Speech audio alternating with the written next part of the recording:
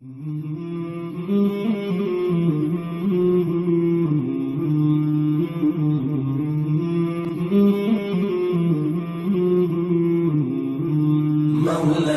صل وسلم دائما أبدا على حبيبك خير الخلق كلهم. مولاي صل وسلم دائما أبدا على حبيبك خير الخلق كلهم. محمد سيد الكونين والثقلين، محمد سيد الكونين والثقلين والفريقين من عرب ومن عجم. مولاي صل وسلم دائما أبدا على حبيبك خير الخلق كلهم. مولاي صل وسلم دائما أبدا على حبيبك خير الخلق كلهم. أوذيت في الله لم تهزم ولم تهني، أوذيت في الله لم تهزم ولم تهني حتى غادت أمة الإسلام في النجوم. مولاي صل وسلم دائما أبدا على حبيبك خير الخلق كلهم. مولاي صل وسلم دائما أبدا على حبيبك خير الخلق كلهم. حبيب الله رسول الله إمام المرسلين، يا حبيب الله رسول الله إن الحمد لله نحمده ونستغفره ونستعينه ونستهديه ونشكره ونعوذ بالله من شرور أنفسنا ومن سيئات أعمالنا. من يهده الله فلا مضل له ومن يضلل فلا هادي له. وأشهد أن لا إله إلا الله وحده لا شريك له ولا مثيل ولا شبيه ولا ضد ولا ند له.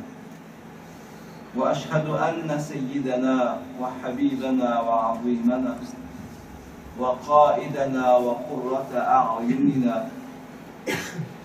محمدا عبده ورسوله وصفيه وحبيبه، من بعثه الله رحمة للعالمين هاديا ومبشرا ونذيرا، بلغ الرسالة وأدى الأمانة ونصح الأمة وجاهد في الله حق جهاده، فجزاه الله عنا خير ما جزى نبيا من أنبيائه.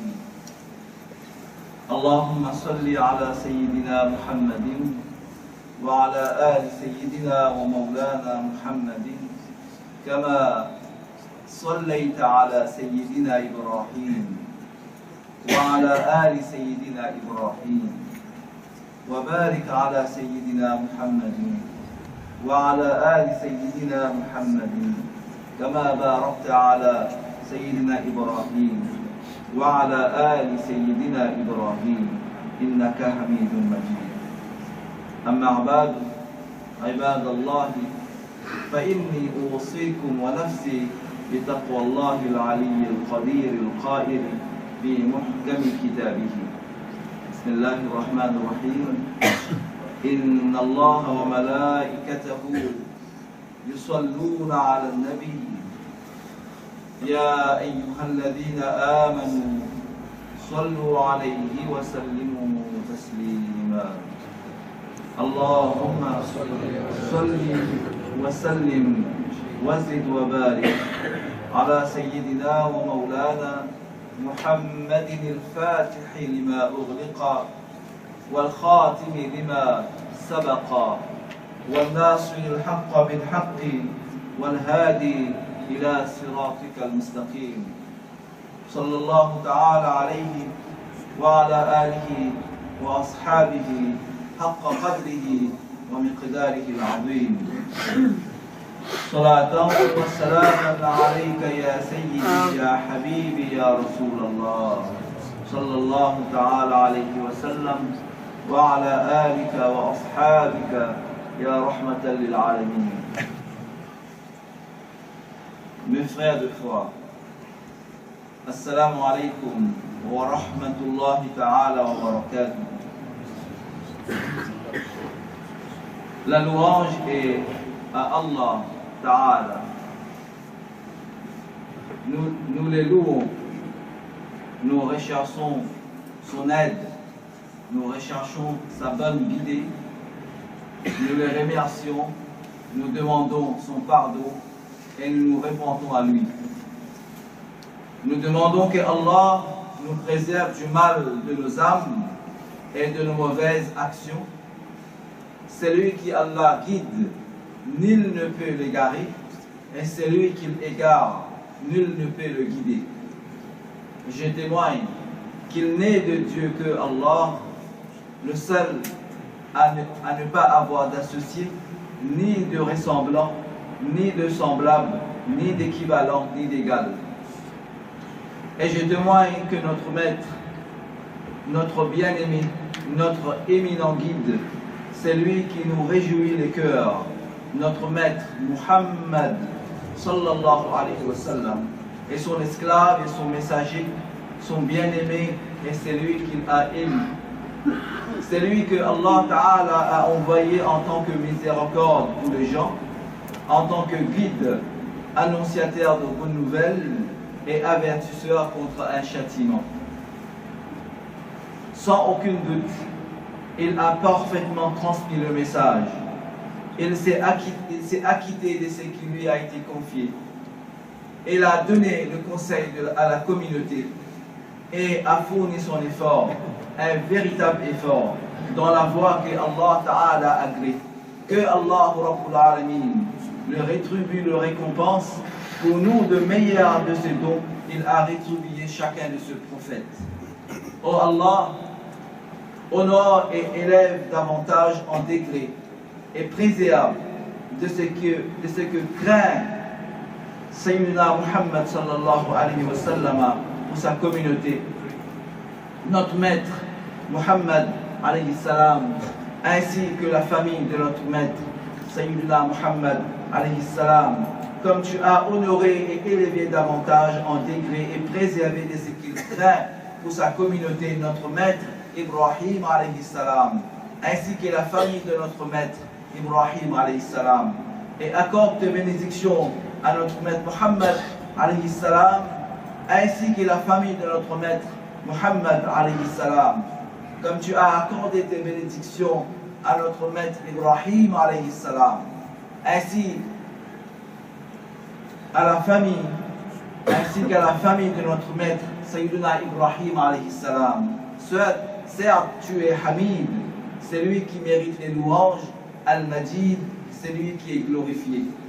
Esclave de Allah Ta'ala, je vous recommande, ainsi qu'à moi-même, de faire preuve de piété à l'égard de Allah Ta'ala, Al-Aliyu, Al-Qadir, c'est lui qui dit dans son livre clair, وَمَا أُمِرُوا إِلَّا لِيَعْبُدُوا اللَّهَ مُخْلِصِينَ لَهُ الدِّينَ حُنَفَاءَ وَيُقِيمُوا الصَّلَاةَ وَيُؤْتُوا الزَّكَاةَ وَذَلِكَ دِينُ الْقَيِّمَةِ. Allah subhanahu wa ta'ala dit dans la sourate Al-Bayyina, ce qui signifie, et ils n'ont reçu l'ordre que d'adorer Allah subhanahu wa ta'ala, de ne lui attribuer aucun associé, d'être musulman éloigné de toute autre religion que l'islam, d'accomplir la prière et de s'acquitter de la zakat. La voilà la religion de droiture. Le prophète éminent sallallahu alayhi wa sallam a dit dans un hadith rapporté par l'imam al-Muslim, ce qui signifie il n'est pas un homme possédant de l'or et de l'argent qui ne s'acquitte pas de sa zakat sans que cela ne soit transformé pour lui au jour du jugement en plaques de feu qui seront chauffées en enfer et qui vont brûler ses côtés. Ses tempes et son dos, chaque jour, chaque fois que ces plaques refroidiront, elles seront réchauffées de nouveau pour lui.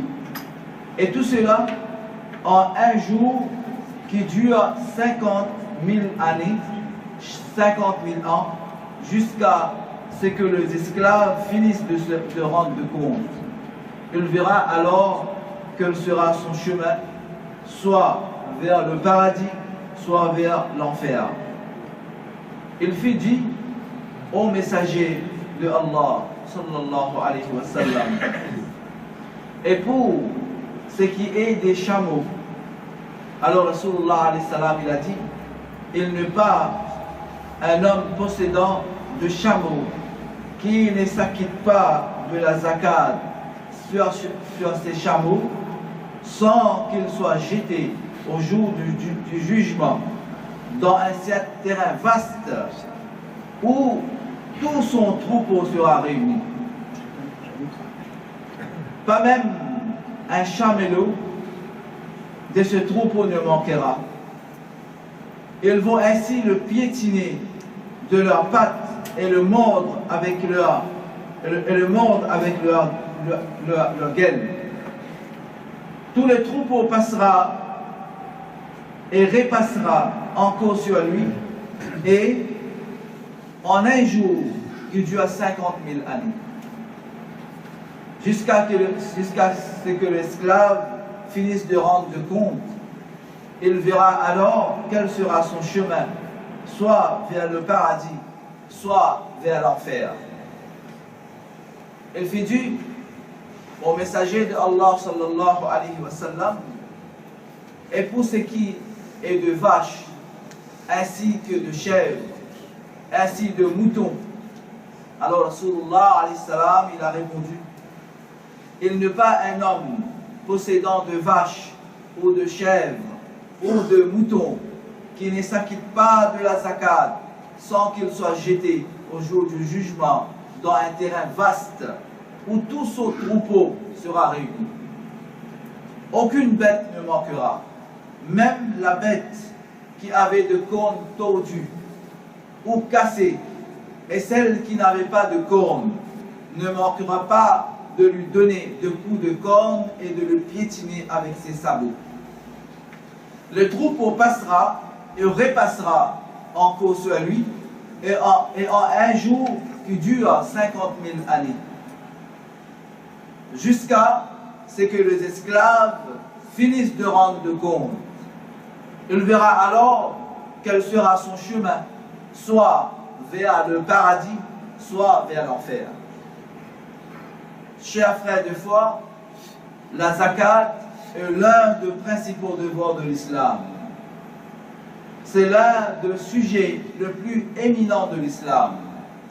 Pour quelqu'un à qui il est un devoir de payer la zakat, s'abstenir sans s'acquitter fait partie de grands péchés en raison du hadith du messager de Allah Ta'ala sallallahu alayhi wa sallam, quand il a dit La'ana Allahu akil al-riba wa mukilahu wa mani'a zakat. Ce qui signifie Allah Ta'ala a maudit celui qui consomme le riba, celui qui le donne à consommer, et celui qui s'abstient de payer la zakat.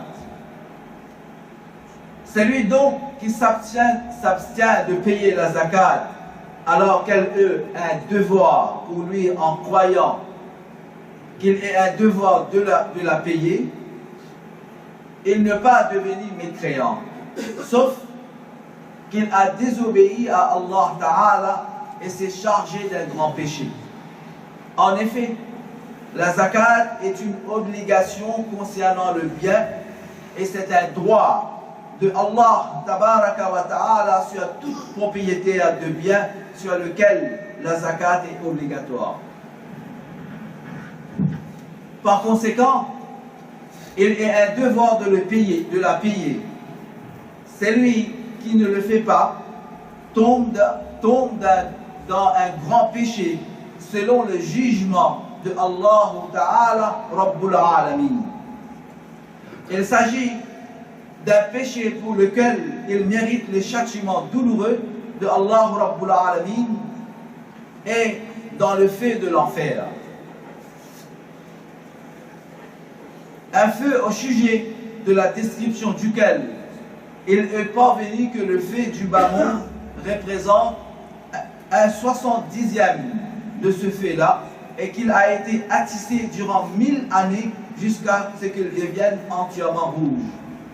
Puis 1000 années encore jusqu'à ce qu'il devienne entièrement blanc. Ensuite 1000 années encore jusqu'à ce qu'il devienne entièrement noir.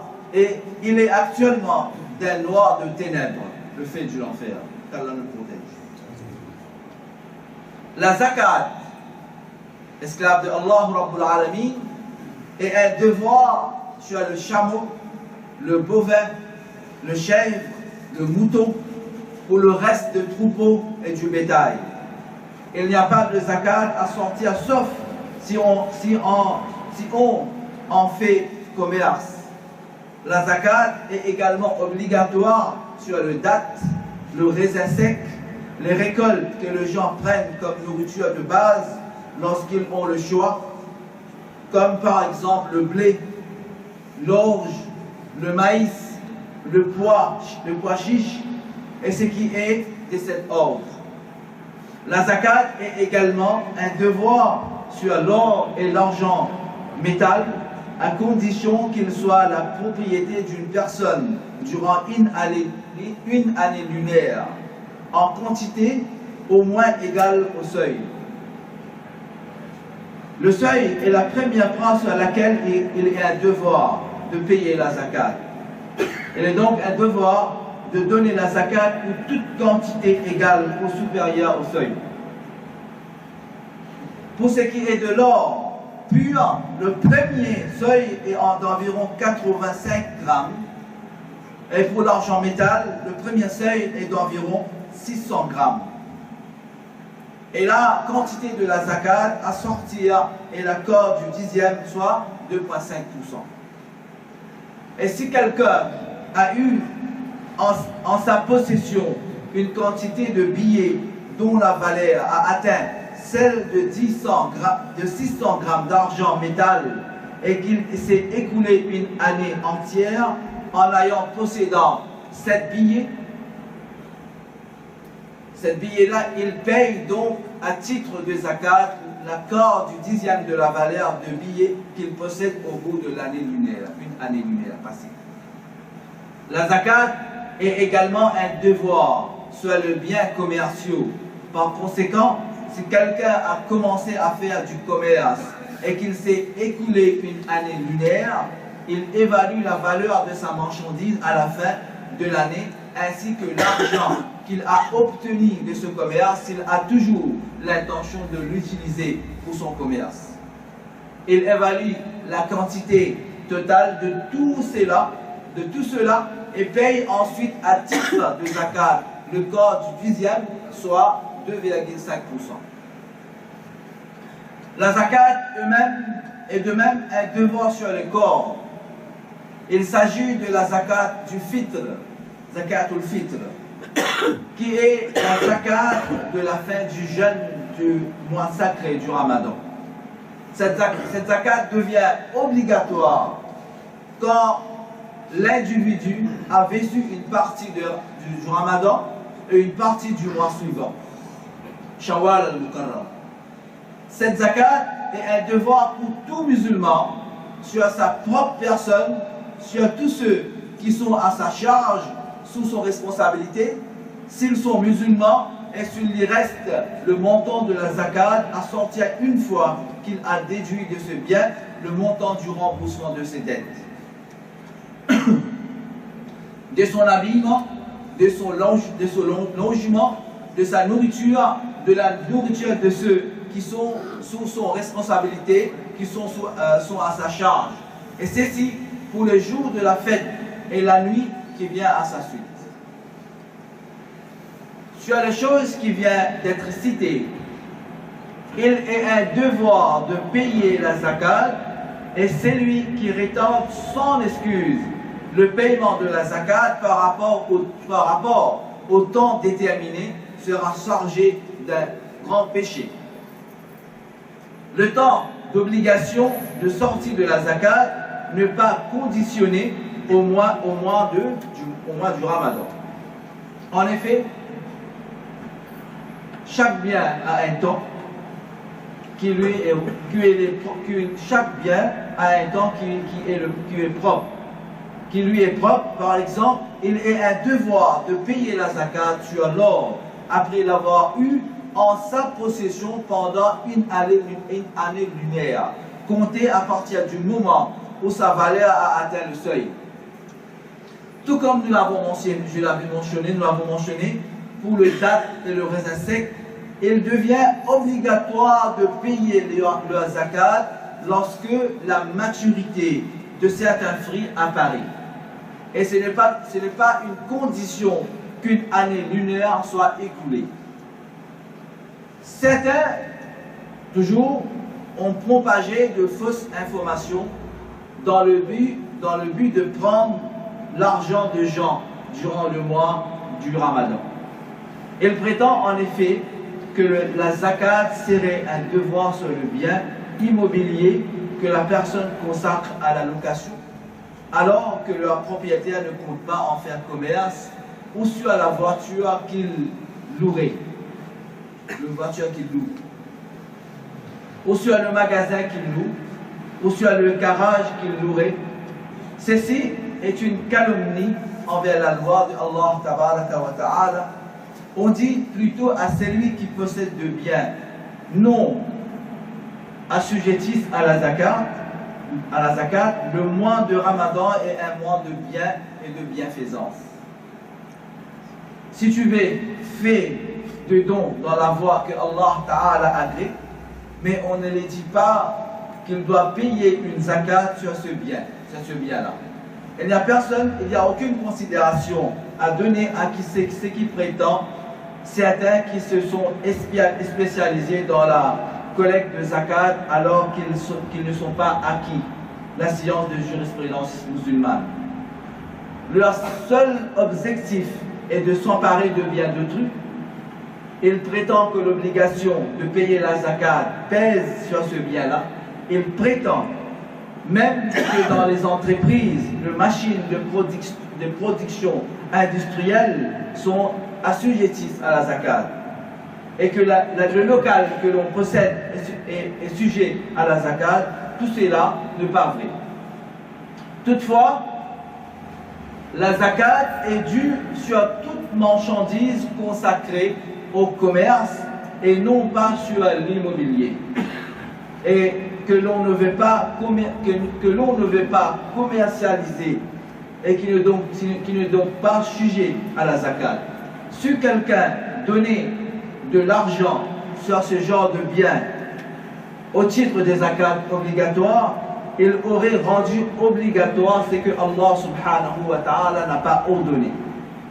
Et il aura accompli une adoration qui n'est pas valable en donnant de l'argent sans que ce soit juste titre. En revanche, ce qui est valable, c'est qu'il fasse une aumône dans la voie que Allah tabaraka wa ta'ala agrée et non pas dans l'intention d'une zakat obligatoire. Mes frères de foi, sachez que la zakat obligatoire a des postes de dépenses qui sont bien spécifiés. Par conséquent, il n'est pas permis de les délaisser au profit d'autres postes de dépenses. En effet, il n'est permis de payer la zakat qu'au profit de 8 catégories que Allah Rabbul Alamin il a cité dans le Coran Al-Karim honoré sa parole, Allah Ta'ala dit إنما الصدقات للفقراء والمساكين والعاملين عليها والمؤلفة قلوبهم وفي الرقاب والغارمين وفي سبيل الله وابن السبيل فريضة من الله والله عليم حكيم. Allah subhanahu wa ta'ala dit dans la sourate At-Tawbah, ce qui signifie Allah subhanahu wa ta'ala, ainsi c'est lui à qui il est un devoir de payer la zakat doit s'apprendre quelles sont ces 8 catégories d'ayant droit avant de commencer à distribuer le montant de ce zakat. Ceci afin de ne pas le verser à quelqu'un à qui il n'est pas permis de la payer et de ne pas venir ensuite au jour du jugement avec une zakat qui serait encore à sa charge, c'est-à-dire un zakat qu'on n'a pas déjà donné.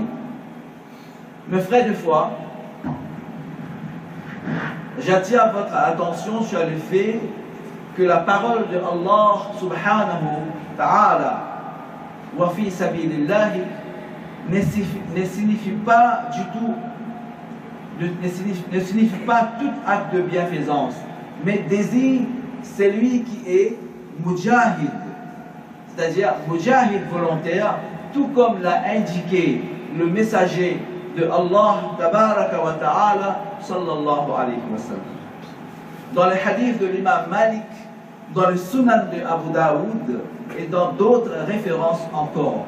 Par conséquent, si quelqu'un payait la zakat de son argent pour construire la clôture d'un cimetière ou pour construire une mosquée, un pont ou une école, même si c'est une école qui enseigne la religion, ou pour imprimer des livres ou ce qui est de cet ordre, il n'aurait pas versé la zakat aux ayant droit, et cela ne le déchargerait pas de sa zakat.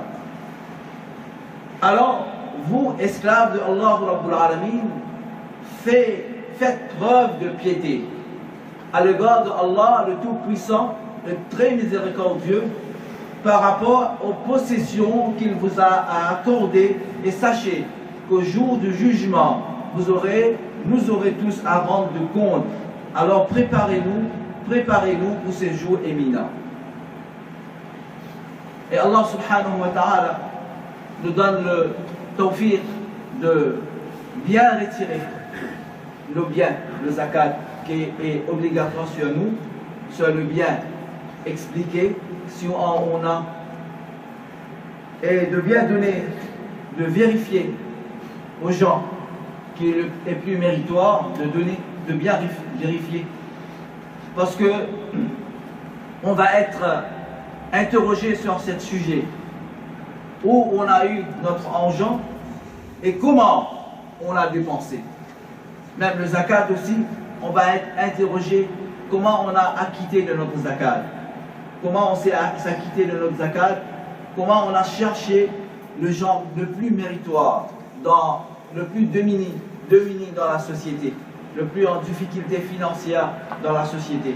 D'ailleurs, la zakat, c'est le taxe mandatoire, le premier taxe mandatoire appliqué par Sayyidina Muhammad sallallahu alayhi wa sallam pour éradiquer la pauvreté dans la communauté, dans la société musulmane. De ce fait, ça nous montre que Rasulullah sallallahu alayhi wa alihi wa sahbihi wa sallam, il connaît plus l'économie, comment gérer l'économie, plus que les économistes qu'on a de nos jours.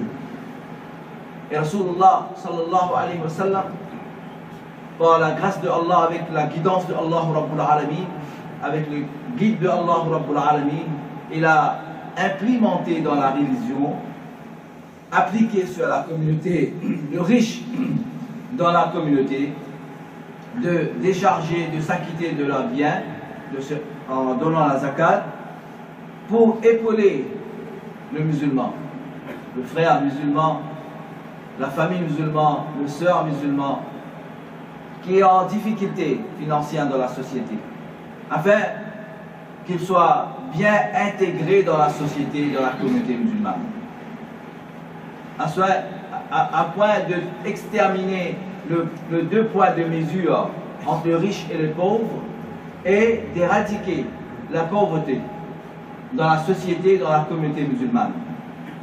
Et par la dépense, par la décharge de la zakat, il y a le progrès dans la société, progrès dans l'économie d'un pays, baraka dans l'argent d'abord, le baraka dans le bien qu'on possède, et aussi de d'épauler nos frères faibles financièrement afin qu'ils aient une statut égale dans la société.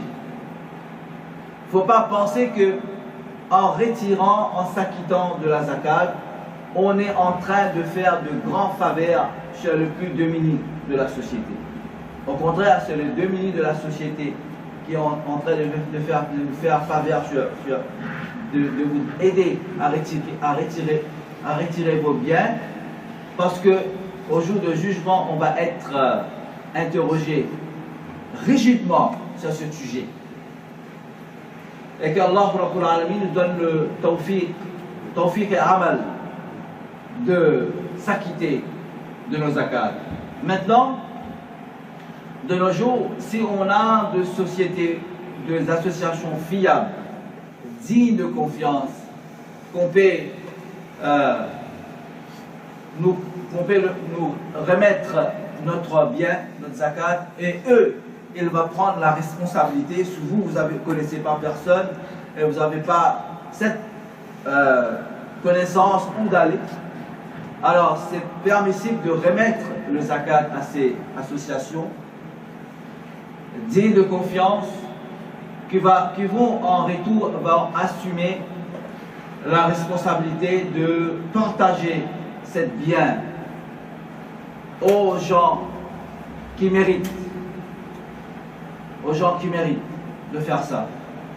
Et si je ne me trompe pas, je pense que l'association ici prend ses responsabilités de partager le zakat tout durant l'année à des gens, de frères qui viennent frapper à la porte de la mosquée pour de aide, et que Allah subhanahu wa ta'ala nous donne le tawfiq et nous donne cette responsabilité d'assumer pleinement, justement cette responsabilité, Inch'Allah, et qu'Allah subhanahu wa ta'ala nous donne le baraka dans notre iman, dans notre santé, dans notre bien, dans notre piété, dans notre taqwa, dans notre amour pur pour Allah Rabbul Alamin, et dans notre amour pur pour Sayyidina Muhammad sallallahu alayhi wa sallam, et que Allah Rabbul Alamin, il nous aide, il nous guide à marcher sur le chemin tracé par notre maître Sayyidina Muhammad sallallahu alayhi wa sallam, et nous fait bénéficier de son shafa'a au jour du jugement, au jour du qiyamah, et nous fait boire, abreuver de son haw, de son bassin, Al-Kawthar. Et que Allah subhanahu wa ta'ala nous réunit sous l'ombrage du pavillon, Liwa ul-Hamd de Rasulullah sallallahu alayhi wa sallam, et qu'il nous bénit, qu'il nous donne cette occasion de voir notre prophète alayhi salam avant de mourir dans cette dunya, et nous fasse parmi les gens qui aiment sans arrêt Rasulullah sallallahu alayhi wa sallam. Et je vous invite encore une fois dans cette mois de solidarité, mois de patience, mois de fraternité, mois de bienfaisance, mois de récolte de bienfaits, de venir à cœur ouvert avec de bonnes intentions, de aider l'association par tous les moyens afin de participer directement ou indirectement dans de récompenses mondaines et de récompenses dans l'akhirah pour l'activité de l'association. L'activité spirituelle, religieuse, éducationnelle et toutes les charges qu'il y a, malgré, comme j'ai l'habitude de dire, que notre mosquée, il est petit en espace.